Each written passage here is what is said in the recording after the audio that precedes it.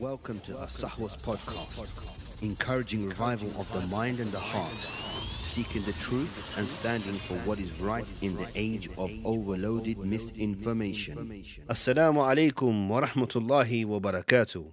Welcome everyone to our 7th episode in the Palestine-Israel series, and today we want to be tackling an issue which a lot of people have been talking about, where governments have taken action, where there is a lot of speech from the Israeli government regarding this matter, and it is, yes, you've guessed it, maybe you haven't, anti-Semitism.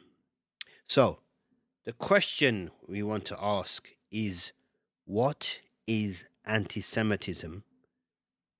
And if it's against Jews, why isn't it called anti-Jew or anti-Jewish or anti-Judaism?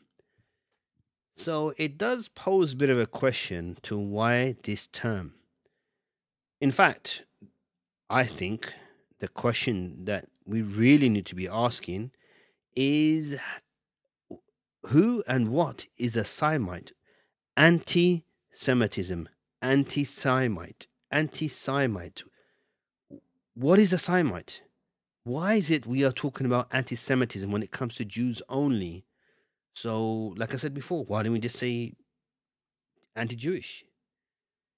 So, welcome to the show, guys. This is the show where we are learning and teaching, talking, discussing, and engaging. Please, please, please, let's make this a very engaging session and sessions. I want you guys to really, honestly, give me your comments, corrections, suggestions. Even if you're somebody who totally disagrees with me and with what we are saying, please email us, send us a message, whatever you want to do, and you want to discuss it, you want to come on the show, you're more than welcome. Join us. So let's understand what exactly we are talking about when we are speaking about the term Semite. Where did the word Semite come from? I'm not going to go really into the deep subject of these words and finding out where they exactly came from. However, what I will say is that the word Semite, some say, comes from the word Shem, which is supposed to be from the eldest three sons of Noah. In Greek or Latin versions of the Bible, Shem is known as Sem. Okay, so without going too deep into the story of Noah and his sons and what happened in terms of the ark, the flooding, etc. Well, let's put it down to what the Bible kind of says, or what the Torah also mentions as well, that the three sons of Noah really represent today's three major racial or linguistic groups. So what they say in this interpretation is Ham was the father or the ancestor of the dark-skinned people of Africa, and Shem was the ancestor of the Hebrews, and obviously they're kind of relatives of the Hebrews, and Japheth is the ancestor of what you could really say is the Aryans, so Persians, Greeks, maybe even Germans as well, Austrians, etc. Right? But let's put that in contrast to what Muslims believe. So there is a narration of the Prophet Muhammad sallallahu alaihi wasallam, peace be upon him, where he states and he says that Sam was the father of the Arabs, Ham was the father of the Ethiopians, and Japheth was the father of the Romans.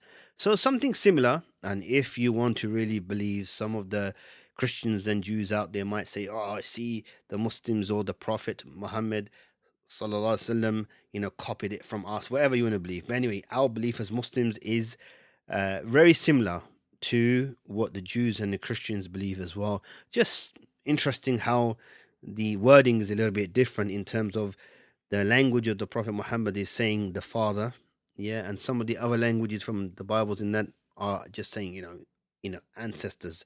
But anyway, it's not a big deal. It's just something that I feel has a bit of a thing to it. Languages are connected to lineage, right? So Hebrew is around 3,000 years old. So is Aramaic, around 3,000 years old. And the younger of the languages is Arabic, which is around 2,000 years old. Um, in fact, Sanskrit, they say, is around 5,000 years. So apparently older than Hebrew and Arabic put together as well. But anyway, that's what some of the studies of languages say. So, the scholars of philology, which actually state that the Semitic family of languages is really, broken into small pieces. So you have East Semitic or the Northeast, which is ancient Babylon, Assyria, includes the Akkadians. Then you have the Northwest, which is Hebrew, Aramaic, Canaanite, Syrian, and its kind of relatives. Then you have the South Semitic languages, which are Arabic, Sabine, and Ethiopic as well. So they branch off. That's what people got to realize. Languages are amazing. You will find a language which are so far apart, but yet its connection is so kind of like deep rooted because of the fact that they share so much because of many reasons. Obviously, people travel, right? People settle with other people, have children, great grandchildren, and some words they take with them. For example, the word alcohol, the word sugar, the word camel is not actually English. Its origin is Arabic. Some say that the word zero comes from the Arabic word sifr, and some say that the Arabic word sifr actually came originally from Sanskrit. So there's always going to be some. So look, at the end of the day, mankind, all, if you believe it or not, it's up to you. No problem. I got no issues with that. What we believe as Muslims, Christians as well, and Jews as well, we all came from one parent. Okay, parents, one mother, and one father. Adam and Eve, Adam and Hawa, and whatever you want to call them in different languages, no problem. So there's always going to be some sort of similarities in language, cultures, and even in religion, for that matter. So there are around 70 to probably 100 different forms of Semite languages or Semitic languages. Some of them are in written form. Some of them are, have libraries, okay, and some are not even written. Amazingly, okay. But the modern languages of Semitism or Semitic languages, which are known and are commonly used in the world, is Arabic, Hebrew, Aramaic, Amharic, and Maltese. So, which one is the original Semitic language?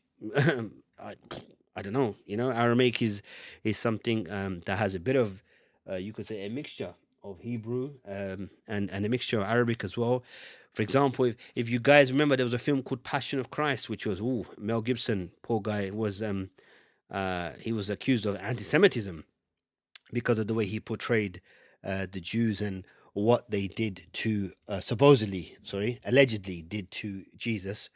We as Muslims don't believe that Jesus died. We believe that Jesus was taken. Obviously, there was a traitor amongst him, and the angel Gabriel came, Jibreel alayhi salam, came and took body and soul of Jesus, Isa alayhi salam, to heaven, and he is alive, and he was going to come back as well, before the day of judgment. And I promise you, I will do a podcast regarding the Muslim perspective of Jesus and his return. Anyhow, so in that film, the whole film is in Aramaic, and the amazing thing is when he was using words like abi, which in Arabic means father, or ilahi, which we also say la ilaha illallah, which is the declaration of faith. There is no God but Allah. So ilahi, and amongst other words. So which was quite unique when I heard it for the first time when I watched that film many years ago, and I was quite surprised that wow, didn't realize that you know Arabic was so similar to Aramaic, or has taken some parts of the language from Aramaic. Anyway, um, coming back to the topic of Semitic person and who is a Semitic or Semite or who is not a Semite. So, look, guys, on a serious note, it's rather clear to everyone by now that somebody speaking these languages is somebody who is Semitic. So you speak Hebrew, you speak Arabic, you speak Aramaic, and some forms of Semitic language in Malta, etc. Then you are really technically a Semite, really and truly, right? So let me read you a quote from Dan Shuff. He says, Semitic, therefore, refers to a language and not a religion. Theoretically, a Jew who does not speak Hebrew may not actually be a Semite, while a Palestinian who speaks Arabic is. While there is obviously a lot of anti Jewish language and acts of violence recently, to call it anti Semitic is actually inaccurate and inappropriate. By the same token, being against the policies of the current Israeli government has nothing to do with Semitism, but more to do with the definition of democracy. So, let's make it really clear. Semitism has nothing to do with the Jewish religion, because being a Semite is language. So you being someone who speaks English is not necessarily a Christian. Somebody who speaks German is not necessarily a Jew. Someone who speaks Dutch is not necessarily a Muslim. Somebody who speaks Arabic is not necessarily a Muslim. There's many. Go in Egypt, you got a humongous Coptic Christian population in Egypt, one of the largest. You go to Pakistan, many Hindus in Pakistan that speak Urdu, for example. Not every Urdu speaking person becomes a Muslim, right? So let's make that definition and let's make it absolutely clear here.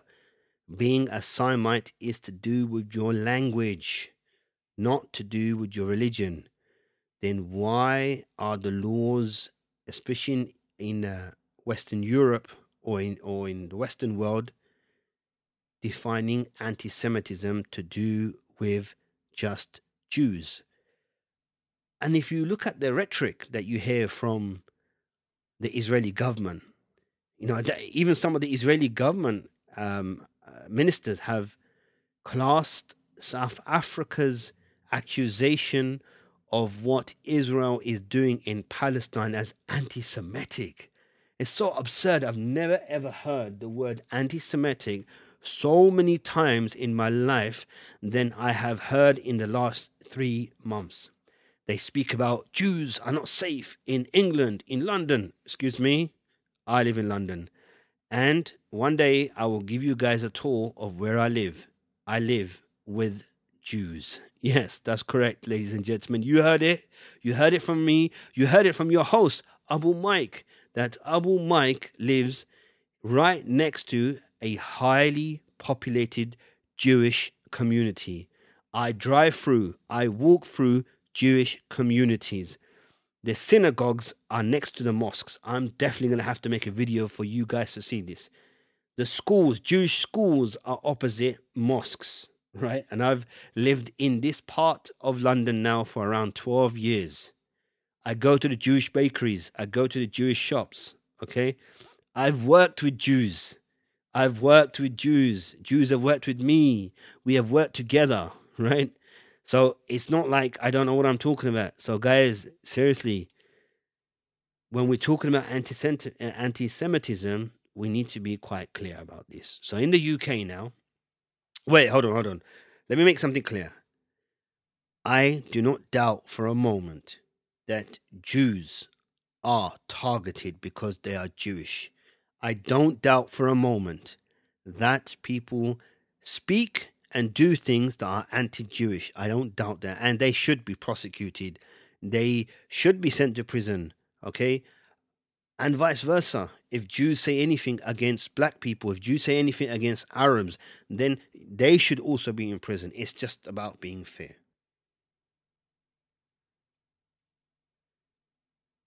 So in 2016, we have a definition from the police.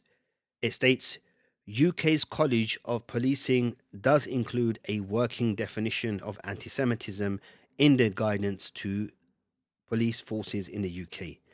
Anti Semitism is a certain perception of Jews which may be expressed as hatred towards Jews. Heretical and physical manifestations of anti Semitism are directed towards Jewish or non-Jewish individuals and or their property, toward Jewish community, institution, and religious facilities.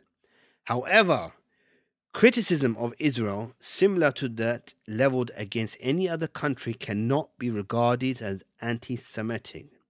Anti-Semitic acts are criminal when they are so defined by the law. For example, denial of the Holocaust or distribution of anti-Semitic materials in some countries. Now, let's just pause there for a moment.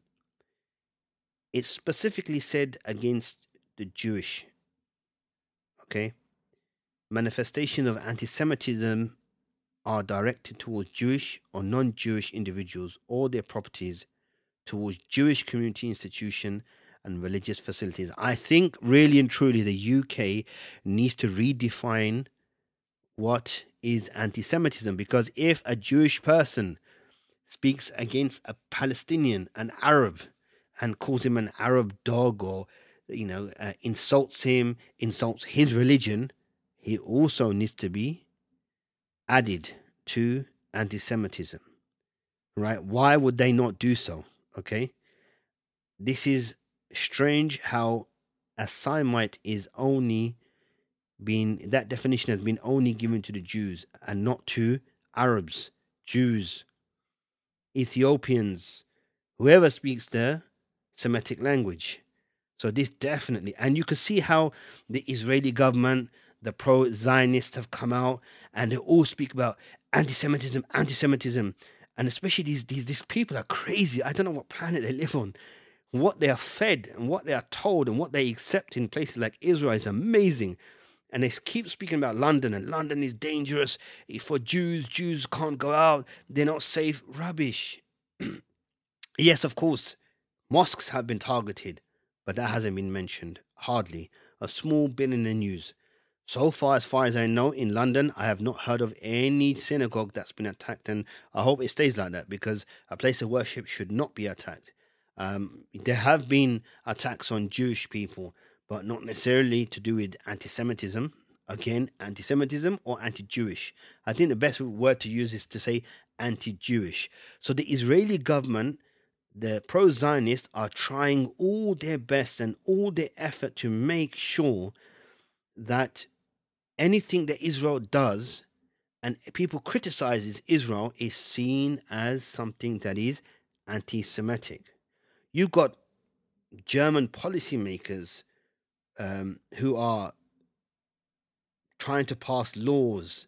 In France, for example, you could get fined or imprisoned if you criticize Israel. But if you criticize your own country, i.e., France, if you live in France, you can't get prosecuted for it, but yet you are able to get prosecuted for another country thousands of miles away, which doesn't even make sense. Absurd, really. It's just bizarre. It's crazy, right?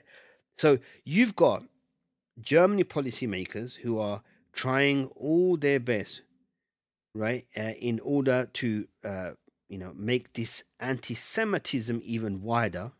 And you got the countries like France who are trying to prosecute people for speaking up against Israel. Then you got countries like UK who are maybe going to prosecute people soon if they continue to promote the boycotting of Israeli goods. What is going on in the Western world? in the Western world, the home of democracy, the home of freedom of speech, suddenly now has become very, very anti.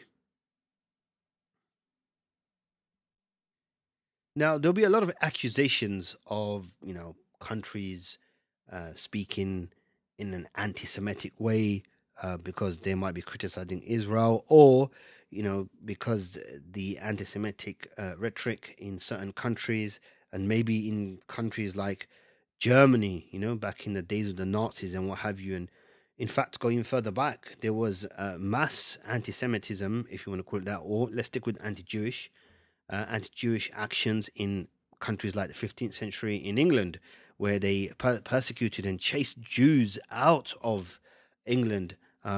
Spanish Inquisition, where Muslims and Jews were targeted, and even other Christians were targeted as well.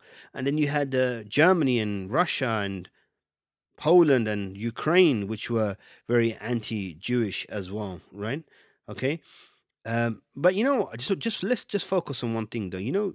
Nazi Germany actually had Arab, African, and Central Asian soldiers a part of the Nazi army. The same as did many other countries. Italians had Libyans, North Africans. The French had North Africans. You had Britain, who had Africans and Indians are part of the armies that were fighting in these world wars, right? So when you're talking about the issue of anti-Semitism, anti-Jewish, put it into perspective and understand this whole understanding of anti-Semitism has not been given its right dues. It has not been given a balanced understanding. It has not been given a full balanced understanding of what is Semitism. So I say to you, be very careful when it comes down to Semitism. The law is designed to arrest you and persecute you, or sorry, prosecute you if you are using the words incorrectly. For example, if I stand there and I criticize Israel and I say Israel is wrong for what they're doing in Palestine, Israel is committing a crime, is committing a genocide, then it's perfectly fine according to British law. But the moment I try to compare Nazism or Nazis to Israel, it becomes anti Semitic, which I find so absurd, weird, strange, right?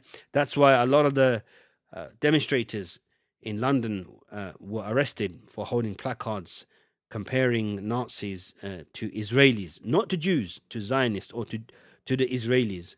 And they were persecuted for this reason. So, I would say to you, ladies and gentlemen, don't be fooled by the Zionist rhetoric of the term anti Semitism because it has been absolutely hijacked. Semitism or Semitic is the person who speaks the Semitic languages, which include Arabs, and yet the Arabs are not covered or protected by the anti Semitic laws, which in itself then becomes anti Semitic because the Western governments should be including people like Arabs, even the Ethiopians should be included in this, and even some Kurds that speak Aramaic and other racial linguistic groups out there that should be protected by anti-Semitism. So in conclusion, I say to you that a Semitic person is the one who speaks the Semitic languages: Hebrew, Arabic, Aramaic, and its kind of cousins, its relatives, in that sense. And don't be fooled by those Zionists that will try to keep on pumping up the issue of anti-Semitism, and it confuses the living daylights out of everyone because I am criticizing Israel for its actions. That is not anti-Semitic. So do not be fooled. Do your research, learn, and teach others as well. And I hope to see you in the next episode. And I hope to hear from you as well in terms of your corrections or suggestions. And once again, the floor is open for anyone to join the discussion and the debate. This is your host, Abu Mike, and hope to see you next time. Bi'idhnillah ta'ala. Take care of yourselves. Stay safe. Assalamu alaikum wa rahmatullahi wa barakatuh.